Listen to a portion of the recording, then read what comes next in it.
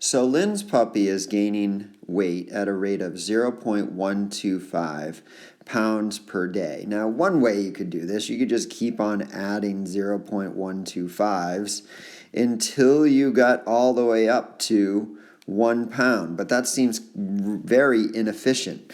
So you could think about this as an equation, 0.125, hold on, 0.125 times some number is going to equal 1, and that x is the number of days. So to figure this out, we just simply do 0.125 divided by 0.125 on both sides, and you come out with 1 divided by 0.125. You type that into a calculator, you end up with 8. So it's 8 days.